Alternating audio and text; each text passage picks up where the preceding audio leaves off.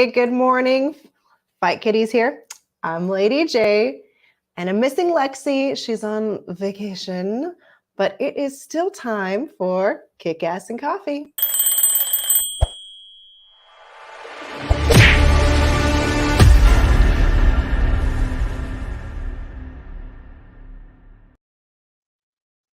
All right. Well, last night was fun. We went to the taping of AEW Dark.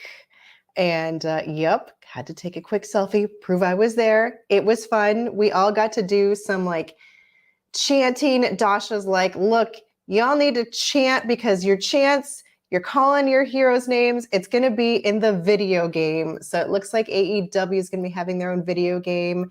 And oh yeah, your own Lady J chanting the names of all of the wrestlers is totally going to be in that video game. So that was fun. We got to see a little Young Bucks up close. We were like 3 rows back. So it was like, dang, this was fun. Got to see some live action, some Bam Bam, Colt Cabana, a little Dark Order.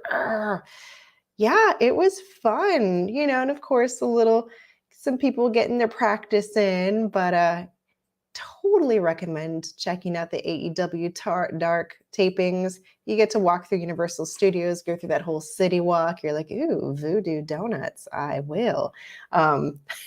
Anyways, let's get started with some Fight Buzz.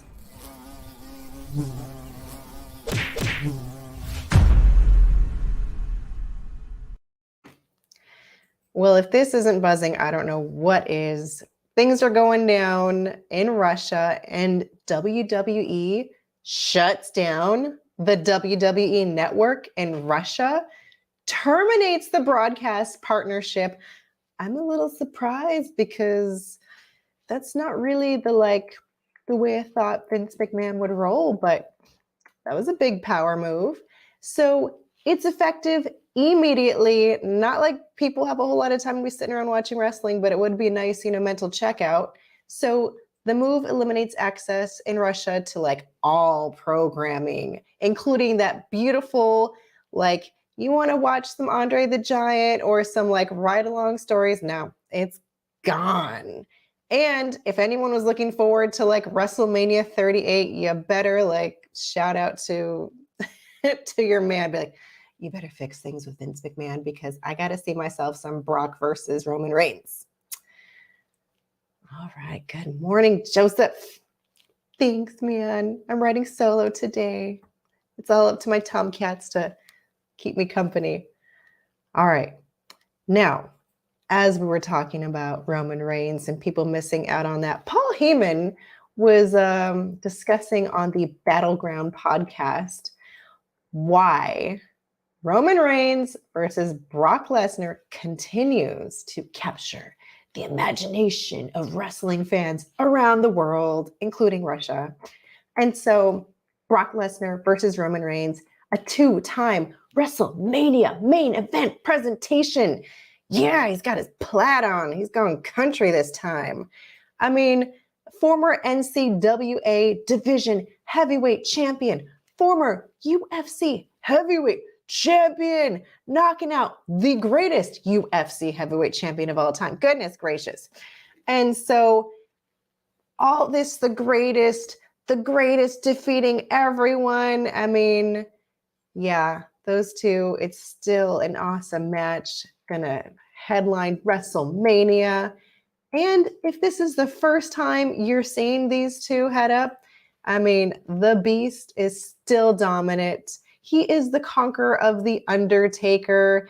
I mean, he ruined The Undertaker's streak at WrestleMania. And so, yeah, the Tribal Chief versus the Conqueror, the Beast, it's going to be great. Now, talking about more WWE champs.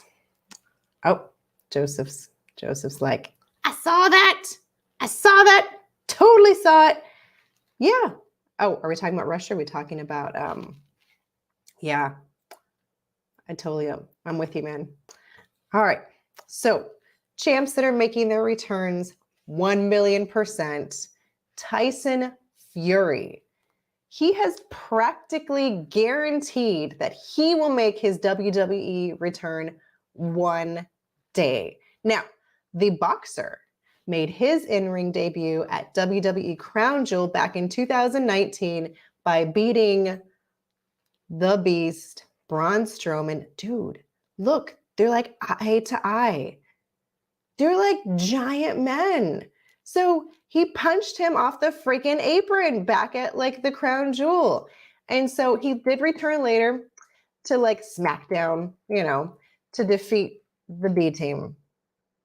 That's kind of a step down. If you're going to beat Bo Dallas and Curtis Axel, not really the highlights of your reel. But he's wanting to work with Drew McIntyre, which would be a much better match than Drew McIntyre versus Happy Corbin. I don't know. Joseph, Manuel's like, good morning. All right, y'all. I mean, Tyson Fury versus Drew McIntyre. I feel like it's a worthy opponent. Sorry, Happy Corbin. You're just don't got it. All right. So we don't know for sure when Tyson Fury is returning, but he's supposed to make a return for a UK pay-per-view in September. He's going to fight Dylan White Saturday, April 23rd at the Wembley Stadium in London. Heck yes. Oh, thanks, Joseph. I kind of thought you were talking about Russia, but just wanted to clarify. So yeah, Tyson Fury versus Drew McIntyre. Oh, yes. All right. Back to WrestleMania. In case there wasn't enough going on during WrestleMania, there's also going to be tryouts. Oh yeah. However, no hippies or indie wrestlers allowed. Poor dude, Love. He's like both. He's like a hippie and a wrestler. Which is sad because I was listening to Kyle O'Reilly talking to Renee, and he's like, I was an indie wrestler. Why aren't we allowed to freaking try out? They're the ones who love pro wrestling more than anyone. But no hippies. Sorry, guys. They did announce that they're going to have a multi-day talent tryout exclusively for current and recently graduated college athletes as part of WrestleMania week in Dallas, Texas. So Wednesday, March 30th, I guess you got to bring your degree in order to get through the door. Now, WWE will host more than 50 male and female participants, and it's all part of their Next in Line NIL program. So like, all these people are going to have backgrounds in football, basketball, track and field, wrestling. Yeah, okay, so collegiate wrestling, that helps. Volleyball, heck yes. Gymnastics, yeah, I could see that being helpful. They're like super buff. Oh yeah, some cheerleaders and dancers. And several NFL draft eligible college football players are scheduled to participate. I don't know. Tomcats, how are you feeling about this? No hippies or indies allowed? What are we going to get with that? I don't know. You let me know. Now, like I said earlier, WWE has confirmed Drew McIntyre and Happy Corbin for WrestleMania. I'm so excited. Yep. The two are finally facing off after Corbin has avoided McIntyre leading up to WrestleMania. McIntyre has like beaten Madcap Moss. Anyways, WrestleMania 38 is, just in case you don't know, is a 2-night event for the very first time taking place at the AT&T Stadium in Arlington, Texas, Saturday, April 2nd and Sunday, April 3rd. Right now, here is our updated lineup for the show. Night 1, Saturday, April 2nd, we are going to see the SmackDown Women's Champion, Charlotte Flair, defending her title against the baddest woman in the planet, Ronda Rousey. She's bad. She's super bad. She totally backed up Cain Velasquez. She's like, if that was my baby, I'd have done the same thing too. All right. Next, we're going to have Raw Women's Champion Becky Lynch defending her title against Bianca Belair, the Tank. Heck yes, Bianca. I'm looking forward to seeing the women's action. Next, we have Rey and Dominic Mysterio versus The Miz and Logan Paul. I'm not really sure about how I feel about Logan Paul. I'm not vested enough in the whole Logan Paul thing. Oh, I am not the only one who is not all that interested to see Happy Corbin versus Drew McIntyre. Yeah, Nadula, let's see some Tyson Fury versus Drew. Come on now. All right, night 2 though. The winner takes all match. We are going to see, oh yeah, Grandma D's favorite, Roman Reigns up against the champ, Brock Lesnar. It's going to be like the WWE Champions Collision. I mean, we got 2 belts on the line. You see one on the left, you see one on the right, and you're like, dang. Oh, Joseph, which one are you meh? Like Drew or Brock? You're like, it's the Drew.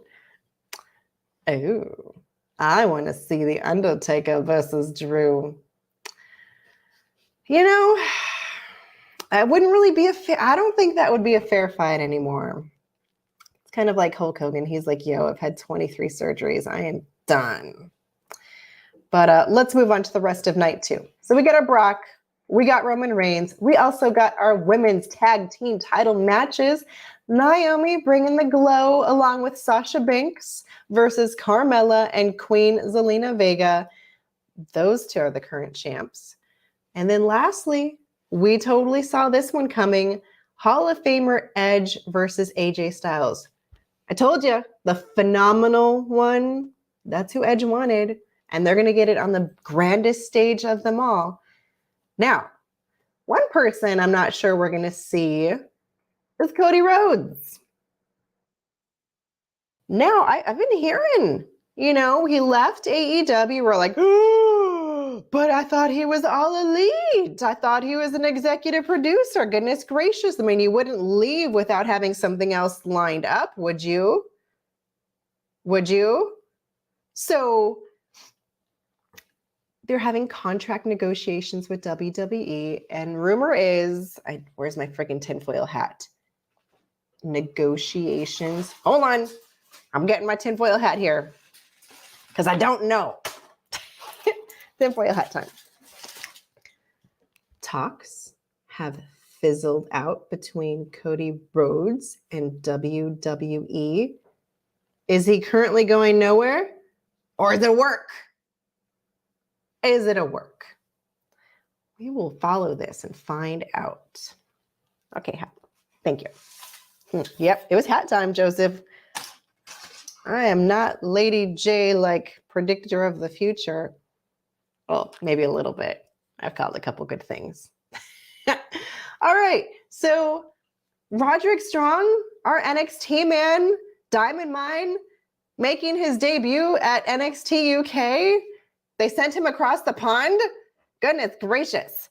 Yeah. He had a match against Wolfgang. Wolfgang's totally cool. I wasn't expecting to see Roderick Strong go across the pond. Now, this is Strong's first match since the Diamond Mine took a 6-man loss to Imperium. Goodness gracious, Imperium and Walter Gunther, whatever. On February 1st. It's March 4th now. And before that, Strong was kind of on a losing streak. He lost on a SmackDown Dark match to Tommaso Ciampa back in January, lost to T-Bar. He lost to LA Knight. He lost to Gunther. And then he dropped the NXT Cruiserweight title to Carmelo Hayes, who's the current NXT North American champion. And then he had one successful title defense against Joe Gacy at War Games back in December. But then he took another loss to Braun Breaker. And yeah, Joseph, I was surprised. Yeah, surprised. I'm like, Roddy, dude, you were like so cool with Adam Cole and your boys. What happened? Maybe it's a good time to reinvent himself. I'm hoping for the best. All right. Yes. come on, Roderick. Yeah, get it together. Maybe going across the pond will be good for you. Maybe you'll like have an eat, pray, love moment and, you know, what would you do in London? You're like, I'm going to go to the pub and have me a pint and some bangers and mash and reinvent myself. Let me do some like crazy manly stuff in the UK, like throw telephone poles and all that good stuff that anyways, let's go on to that morning jab. I'm already at it.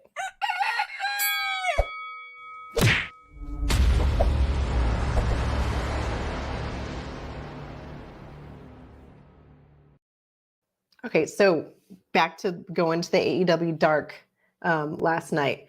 We're sitting there. It's cool. It's our first time. We're like, oh, Tony Khan was there in the flesh. Dang, that's like the closest I'll ever be to Tony Khan. And so as we talk about Tony Khan, he's like, oh yeah, we bought ROH. However, WWE was also interested in buying Ring of Honor. And like some people in WWE are shocked that AEW pulled the deal. It's like, oh, I thought like, you know, you would think okay, getting a little sideways here, mind me. So if Vince McMahon is like besties with the master, the one who wrote the book of The Art of the Deal, you think he would have been to like make this deal. I mean, isn't Donald Trump like the master of making the deal? You think you'd get a couple pointers from your bestie. But oh no, freaking Tony Khan pulled the deal. And so PW Insider reported about the interest in WWE and that both sides had entered discussions back in December, but no deal was made. And so a few years ago, Triple H, he pushed to buy the company and get their library, because if we all know one thing, content is king. And I guess he didn't have the pedigree to get the job done either. So we're like, what is going on? Oh yeah, Demon Joker, Team WWE versus Team AEW. Winner gets ROH. Ooh. Okay, so we're also very interested in like the AEW HBO Max deal because that's even more content flowing. But as far as what ROH will look like under Tony Khan's direction, there's some things that need to be figured out. He said, you know, they signed it and only a small group of people were aware of the discussions. And I guess ROH was, you know, feeling a little bittersweet. They've been around for 20 years, giving away their baby or selling their baby. You know, it's a big deal. And but you know what? Honor is real, as Tommy Mack yelled out during some really nice sportsmanship, at last night at dark. But let's move on. Let me check comments. I know. Yes. I'm looking at these comments. Where's Lexi? She's freaking in Vermont making like jam and drinking hot chocolate and going on one of those motor snowmobiles. Lucky girl. And yeah, Joseph, well, that's what we were thinking. ROH looks to be a developmental brand. That's exactly what I was thinking too. AEW's version of NXT. We will see.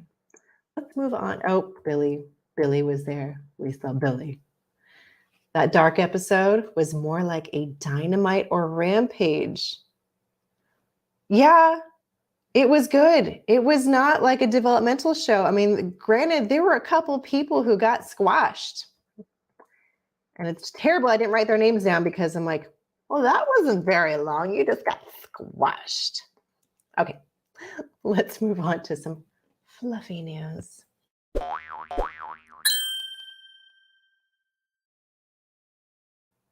All right, so on this week's Insight with Chris Van Vliet, Powerhouse Hobbs worked at Facebook and Instagram prior to working at AEW.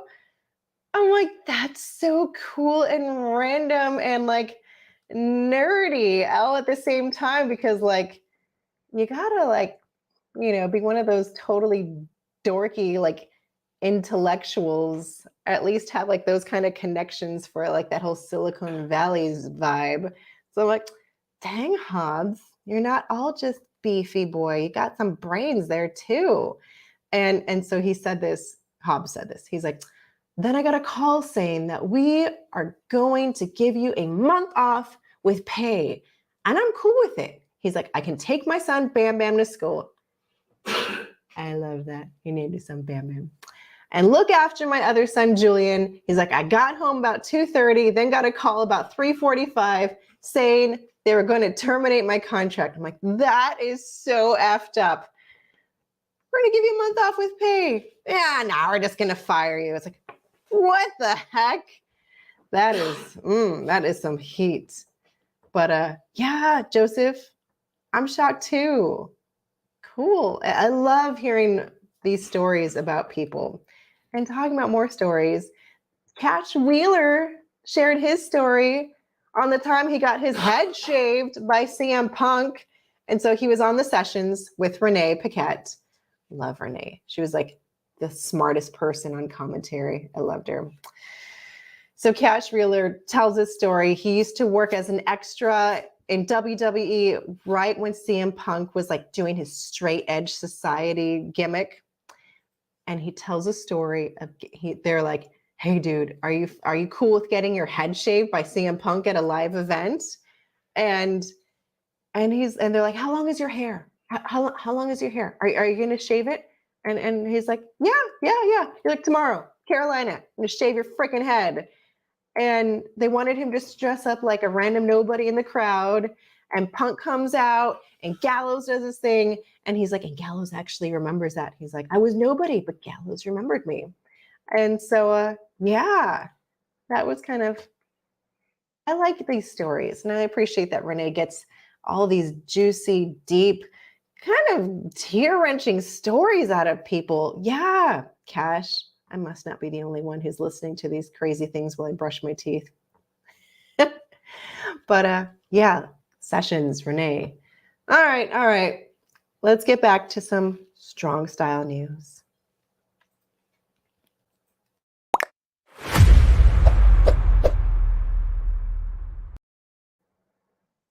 All right, now I'm kind of tying over in a couple different strong style suites here. Wrestling Observer shared this news. Will Ospreay, love me Will Ospreay. I want his New Japan jacket so bad. He is going to defend the undisputed British Heavyweight Championship against Minoru Suzuki. Do we have this poster? Because it is beautiful. It is like dark. He's got like Minoru Suzuki's got his hood on, and Will Ospreay is just, So, Rev Pro, you got to check it out. Why is it awesome? You got high production value. I don't know who's doing the graphics, but they're doing a great job over there. They got talent from around the world. Oh yeah, look at this poster. Oh yeah. Suzuki is like, I mean, this might as well be like a Star Wars freaking, oh yeah. Will Ospreay, I'm after you. The dark side's gonna get you. Anyways, so Rev Pro, Revolution Pro Wrestling, they currently work with a lot of other international companies like Ring of Honor, which is now part of AEW, New Japan Pro Wrestling, Mexico's Consejo Mundial de Lucha Libre, CMLL, and Global Force Wrestling and RPW in the past. All right. Oh yeah, Joker, did we already see this? Ospreay is amazing. Joseph's like, match of the year already? Maybe. Far more interesting. I totally agree. Ospreay, back to Ospreay. He's held that Rev Pro title since he defeated Zack Sabre Jr. for the belt back in February of 2020. And then he defended the title against Kyle Fletcher, Ricky Knight Jr. Hold on. Oh yeah, we're looking for it. And okay, Ricky Knight Jr., Doug Williams, Shoto Umino, and Michael Oku. Now, you're like, okay, whatever, Lady J. No. Other top wrestlers have worked for Rev Pro. You might recognize names such as Kurt Angle, AJ Styles, Rey Mysterio, Kevin Owens, Apollo Crews, Finn Balor, Carl Anderson, Luke Gallows, Kalisto, Sami Zayn, Shinsuke Nakamura, Killian Dane, Noam Dar, Tommaso Ciampa, and Adam Cole. Don't miss out on some awesome Rev Pro action. Now, 2022 is a crazy year for Minoru Suzuki. And we all say, Gazeninare. He is going to be all over the place. He's going to be in the US in March and April. He's going to be at the WrestleCon Super Show, the New Japan Lone Star Shootout in Dallas during WrestleMania Mania, Joey Janela's Spring Break, and Josh Barnett's Bloodsport, all during that WrestleMania week of madness. Plus, he's going to be at GCW shows in Los Angeles, San Francisco, and Detroit, as well as New Japan's Windy City Riot in April. So if you love yourself some Minoru Suzuki, that's where you're going to find him. Oh, Joseph's getting me some insider background information. He's like, Shota is Mox's protege. Ooh, like John Moxley's protege? Heck yes. Heck yes. Oh, all right, Joseph, what's the hate? Only match I hate about this Suzuki may be Effie. You're not a big fan of Effie's Big Gay Brunch? No worries. There's about like 60 other shows you can indulge in. There's something for everyone. All right, Tomcats, that's it. Any last minute news? Y'all are pretty good. Oh, Demon Joker. You're going to AEW Revolution? Oh, Bush and Ryo Cats. Hold up. I see your comment. Did you detect the G.I. Joe reference to my Lady J name? Oh, and you think is Ospreay gonna get squashed, or is Suzuki gonna get squashed? I can't imagine that being a squash. They're both two big names. Joseph's like, I'll just watch something other than the Big Gay Brunch. Thank you.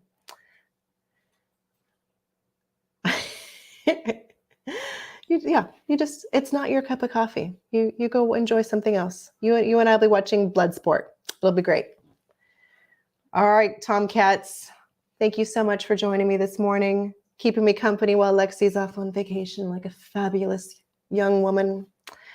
If you like what you've seen here today, take a moment to leave a comment, like, share, and subscribe. And for more Fight Kitties videos, click that link below. Until next time, Daryl and I will see you Monday morning. Is it Friday already? Goodness gracious. It is. All right, guys, until next time, I'm Lady J. Bye.